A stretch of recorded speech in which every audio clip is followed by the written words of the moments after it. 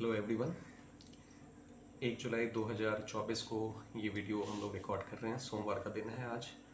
So weak की शुरुआत हो रही है और इसमें हम लोग इक्विटी अपडेट के सीरीज़ में हम लोग डेटा पॉइंट्स पे बात करते हैं जो आज के मार्केट में हमें हेल्प करेंगे इन्फॉर्म्ड डिसीजन लेने के लिए। सबसे पहले बात करते हैं ग्लोबल मार्केट की। तो ग्लोबल मार्केट में स्पेशली यूएस मार्केट की अगर बात करें, सेंटिमेंट्स पॉजिटिव चल रहे हैं। वहाँ पे मार्केट अभी भी जो है ऑल टाइम हाई के आसपास में चल रहा है। वहाँ पे टेक्नोलॉजी स्टॉक्स, सर्विसेज स्टॉक्स, ये in fact technology sector, service sector entirely जो है ठीक काफ़ी अच्छा परफॉर्मेंस दे रहा है। ओवरऑल जो S&P 500 है वो उसने भी इस पूरे ईयर के रिस्पेक्ट में अगर हम लोग देखें तो जनवरी 2024 से लेके जून 2024 तक लगभग 15% का रिटर्न उसने दे रखा है और ये पिछले 35 साल की हिस्ट्री में one of the best performance बोला जा रहा है। ग्लोबल मार्केट में सेंटिमेंट्स पॉजिटिव हैं। वहाँ पे जो इवेंट है वो यूएस का प्रेसिडेंशियल इलेक्शन जो है वो एक बड़ा इवेंट है। ऑलरेडी प्रोसेस वहाँ पे चल रहे हैं प्रेसिडेंशियल इलेक्शन के।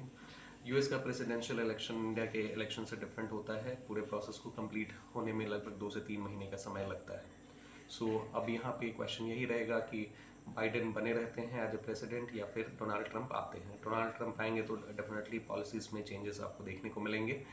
डोनाल्ड ट्रंप जो होते हैं वो चाइना से रिलेटेड काफ़ी ज़्यादा सैंक्शंस वगैरह लगाना शुरू कर देते हैं, तो उनकी पॉलिसी ज़्यादातर चाइना के अगेंस्ट में देखने को मिल जाती हैं। तो उनकी पॉलिसीज़ के हिसाब से कुछ परिवर्तन जरूर देखने को मिल जाएगा। चाइना जो है वो केमिकल सेक्टर्स और भी बहुत सारे दूसरे सेक्टर्स के लिए काफ़ी बड़ा हब माना जाता है। तो अगर चाइना पे क्रैकडाउन होगा आगे चल के तो फिर ये सारे सेक्टर्स अगेन निगेटिवली इम्पैक्टेड होंगे। फिलहाल जो है ये सेक्टर्स में रिवाइवल देखने को मिल रहा है। देखते हैं आने वाले समय में कैसा रहता है ग्लोबल मार्केट का नेचर, उसी के हिसाब से हमें आगे का मार्केट भी देखने को मिलेगा। इंडियन मार्केट के रिस्पेक्ट में बात करें तो फ्राइडे को इंडियन मार्केट की क्लोजिंग, निफ्टी की क्लोजिंग अगर हम लोग देखें तो 24,000 से ऊपर निफ्टी बना हुआ है। स्लाइटली प्रॉफिट बुकिंग हुआ था निफ्टी में फ्राइडे के दिन। हार्डली 34 पॉइंट डाउन निफ्टी जो है वो बंद हुआ था। और अगर बैंक निफ्टी की बात करें तो बैंक निफ्टी 52,300 के ऊपर में चल रहा है और बैंक निफ्टी में थोड़ी सी प्रॉफिट बुकिंग ज़्यादा देखने को मिली थी और वो लगभग 0.89% डाउन क्लोज हुआ था। ऑलरेडी मार्केट काफ़ी ज़्यादा रैली कर चुका है और बैंक निफ्टी और निफ्टी में ऑलरेडी जो है काफ़ी ये हाई अपने ऑल टाइम हाई जोन को लगभग मेंटेन कर रहा है। पूरे जून सीरीज़ में अगर हम बात करें तो निफ्टी लगभग 6.6% ऊपर चला है। ये एक बेहतर परफॉर्मेंस माना जाएगा निफ्टी के रिस्पेक्ट में।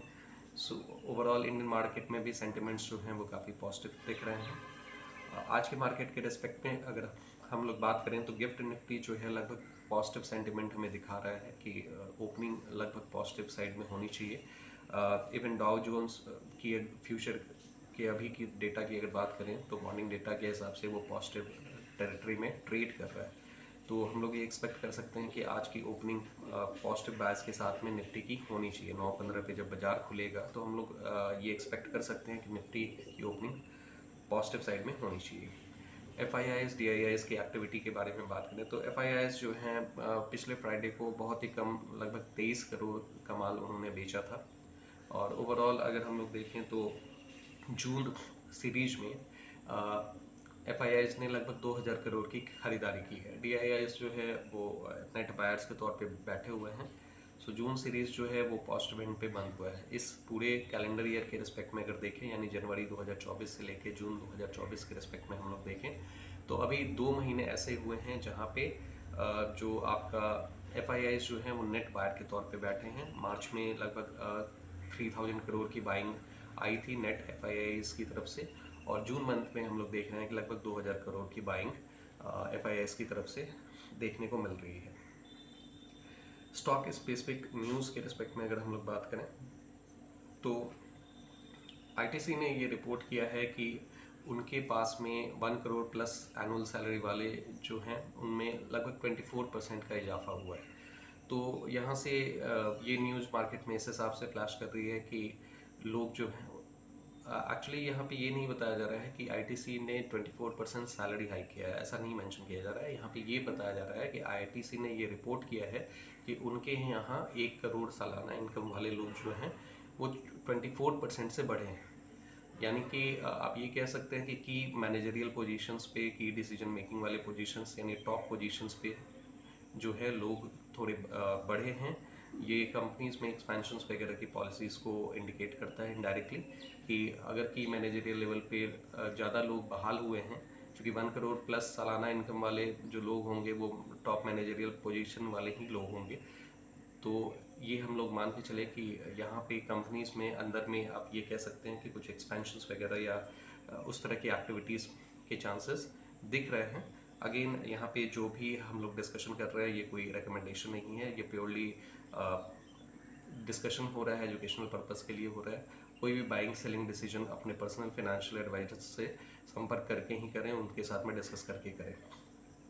इसके अलावा HDFC लाइफ इंश्योरेंस का एक न्यूज़ आ रहा है कि उनके ऊपर में लगभग 132 करोड़ का पेनाल्टी GST ऑफिस के हिसाब से देखने को मिल रहा है।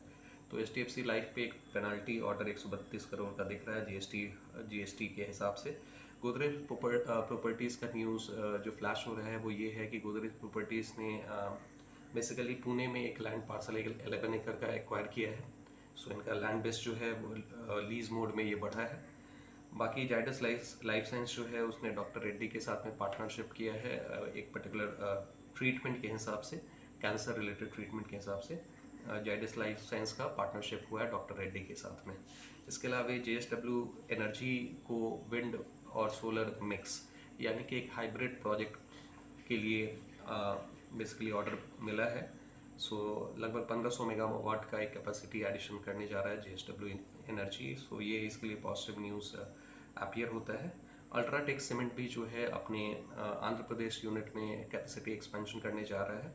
इससे रिलेटेड भी न्यूज़ हमें देखने को मिल रहे हैं। वोडाफोन आइडिया ने जो है वो जुलाई 4 से यानी 4 जुलाई से अपने टैरिफ जो है वो बढ़ाने जा रहा है अपने प्रीपेड एंड पोस्टपेड प्लान के हिसाब से। अभी जो है रिसेंटली सारे टेलीकॉम कंपनीज ने अपने प्राइस को हाइक कर दिया है। लगभग ये हाइक जो है वो 12 से 24% के बीच में है। सो इट्स मतलब आप समझ लें कि आपके टेलीफोन का जो बिल है वो बढ़ने जा रहा है, आपके मोबाइल का जो बिल है वो बढ़ने जा रहा है। इसके अलावा अजंता फार्मा से रिलेटेड ये न्यूज़ आ रहा है कि इनके प्रमोटर जो हैं उन्होंने लगभग 4.5 लाख शेयर्स जो हैं उन्होंने प्लेज किया है। सो नॉर्मली प्रमोटर का शेयर प्लेज करना बहुत अच्छा न्यूज़ नहीं समझा जाता है।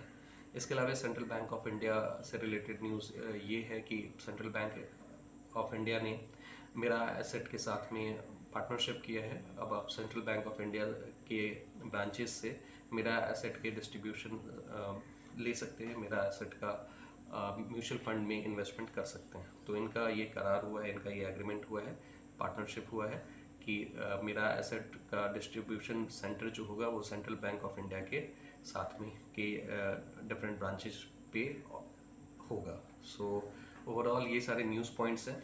सो आज का मार्केट रैपअप यही है। इसके बेसिस पे हम लोग देखते हैं कि आज का मार्केट किस तरह से रहता है। पॉजिटिव सेंटिमेंट्स होने वाले हैं। वैसे ये सारा डिस्कशन अगर आपको लगता है कि वैल्यूएबल है, यहाँ से कुछ वैल्यू आपको मिला है, तो आप इस वीडियो को लाइक करें, इस चैनल को सब्सक्राइब करें। अगर आपके कुछ क्वेरीज हैं तो नीचे कमेंट बॉक्स में आप मेंशन करें। अगेन यहाँ पे एक डिस्क्लेमर है कि यहाँ पे कोई भी रिकमेंडेशन आपको नहीं दिया गया है। ये जो भी डिस्कशन है ये प्योरली एजुकेशनल पर्पस के लिए है। अगर आप कोई बाइंग सेलिंग डिसीजन लेते हैं तो अपने पर्सनल फाइनेंशियल एडवाइजर से ज़रूर संपर्क करें। Thank you for your participation.